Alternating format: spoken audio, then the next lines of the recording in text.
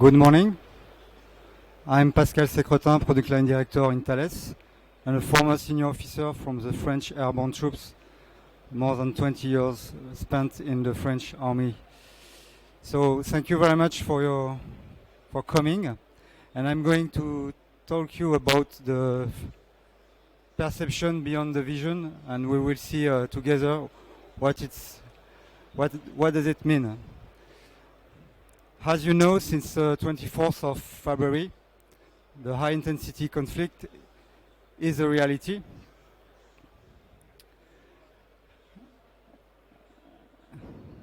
Oh, sorry.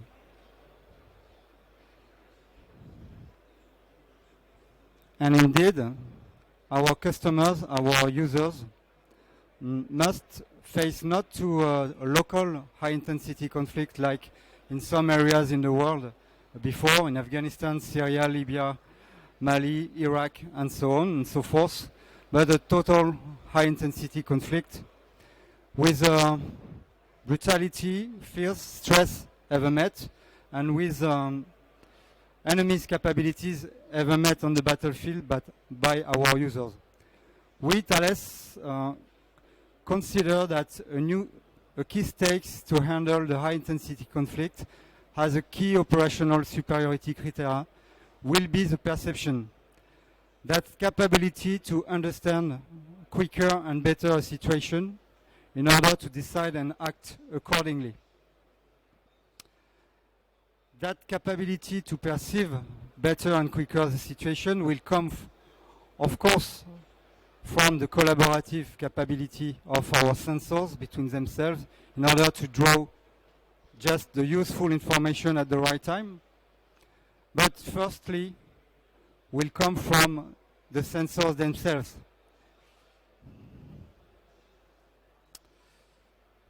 So what are the operational needs and the optronics response to this need? Because when we want to perceive, when a human being wants to perceive, the first sense it will trigger will be the sight, and after that, in an automatic way, will trigger the rest of the senses in order to get some useful information and having option of decision to decide and act accordingly.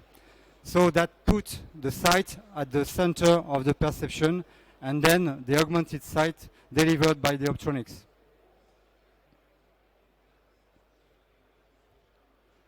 So, of course, as an industrial company, our duty is to provide new function, but also new performances, increasing the existing one or had new function with high performances. But we need to provide these new functions to increase the performances while decreasing drastically the physical burden. Here is your our human being cognitive capability when you are in front of Roland Garros, tennis play. Here is our cognitive capability during combat phase, and here is the cognitive capability when you are tired. Or the only thing to manage the cognitive capability will be to decrease the burden, the physical burden, in order to preserve the cognitive capability of the tactical leaders to decide and act accordingly and strictly the situation. You may say that, as usual, Thales is selling dream, but let me carry on my speech, and I will try to convince you that is no, that is not. So what are the operational needs of a tactical leader to handle the high-intensity conflict? The first, our users, our tactical leaders, need to see and geolocalize by night. And to do so, today, you have an handheld thermal imager between 2 to 3 kilograms. 3 kilometers range, tank Ricky at the moment. And in order to extend the range, you need to put Tilly converter in front of the lens in order to get a better range. So 2 to 3 kilo.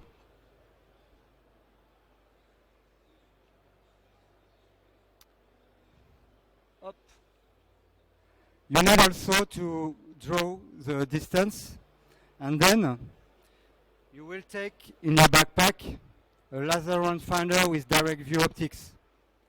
1.7 to 2 kilo additional weight in your backpack. In this backpack, 48 hours combat backpack, in which you need to put 10 liters of water, 2 food sets, ammunition, plus the tactical leader optronics panoply. So 2 to 3, 1.7 to 2, so you made a calculation. But it's not sufficient because all this stuff have electronic parts, batteries, and in case of failure, you need to have a backup. To have a backup, you will take the direct view optic goggles, so it's between 1.5 and 2 kilos additional weight in the backpack. At the end, it will be around 6 to 8 kilos just for the existing panoply of the tactical leader in terms of optronics device.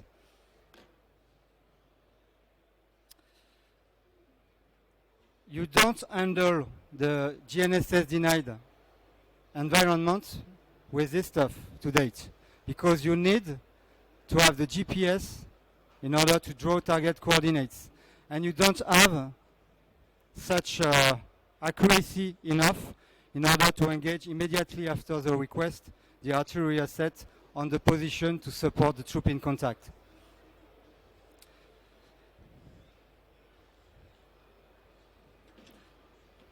That's why THALES, since 5 years, has decided to invest drastically. It's 7 million euros in order to deliver a new kind of device that will replace all this stuff in less 2.7 kilograms camera. So this is a Sophie Optima, which is addressing the contact units tactical leader. That means infantry, cavalry, engineering, logistic platoon leaders. But you have a second one for the specialist, which is Sophie Ultima, that will address JTAC that need additional range to protect themselves,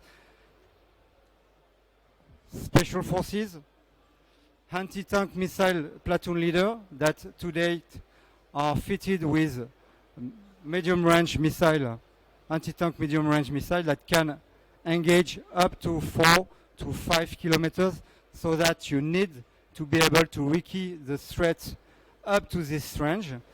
And with that, you cannot to date. You can, thanks to Sophie Ultima.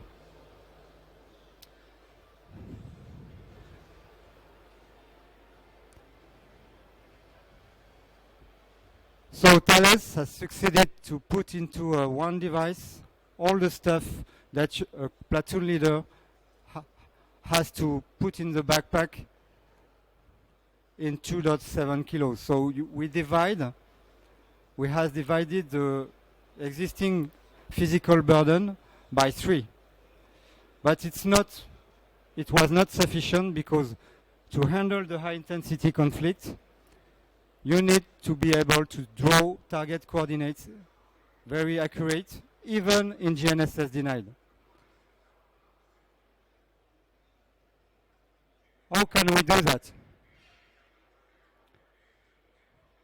Okay, we replace the hold the stuff by a Swiss knife. We provide Sophie Ultima and Sophie Optima. And we decided to develop a new application named Visiolock. We launch on the booth that will allow you to draw target coordinates in Cat1 standards. So it's less than a very accurate error, if I may, at C 90%. That will allow the platoon leader to be supported immediately after the request by artillery asset or something like that up to the position. And we can draw target these coordinates even in GNSS denied. It's a specific hardware we designed from the very beginning of the product, and a specific algorithm, high-end algorithm, coupled to a geographical information system. And by matching between what we see automatically on the scene and what we have on the geographical information system, we can match and draw the target coordinates.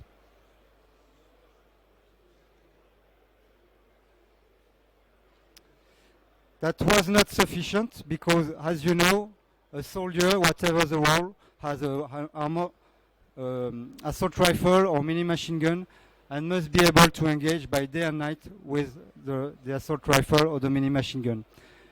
And to date, you need to have a direct view optics sight coupled to clip-on, infrared and I-square clip-on, or you need to have an infrared camera.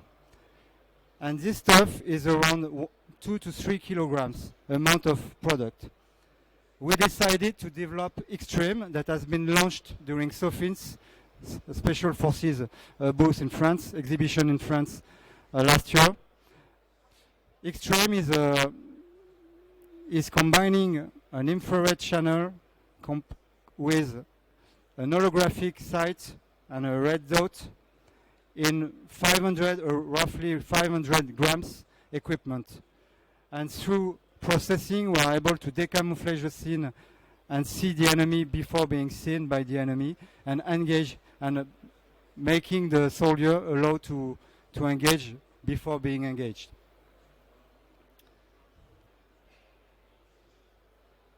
There is more because, from the beginning of my speech, I talked you about 2 ways to augment the perception.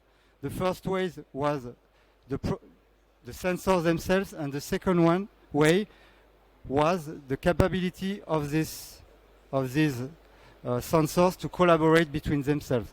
So every product we launched since 2 years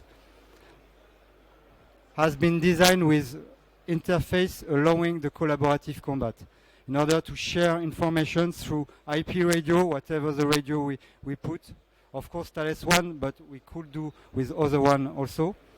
To share blue force tracking, to display in the camera, in the night vision goggle, in the Extreme site, some tactical information like BFT, blue force tracking, red force tracking, navigation information.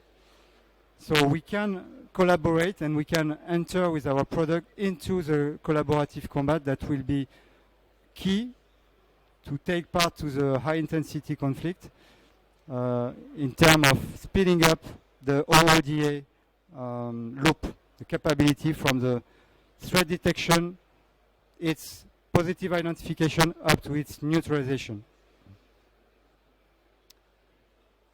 And to hand with, we provide in the area of sensors the flying one with a Spy Ranger family product, with a Spy Ranger 330, also named by the French Army SMDR, Système de Mini-Drone de Reconnaissance, to provide a flying smart eye, allowing to be deployed in less than 12 minutes to deliver imagery information to the company commander, to the platoon leader during troop-in contacts, as an example. That finished my speech, so I can answer your question if you want.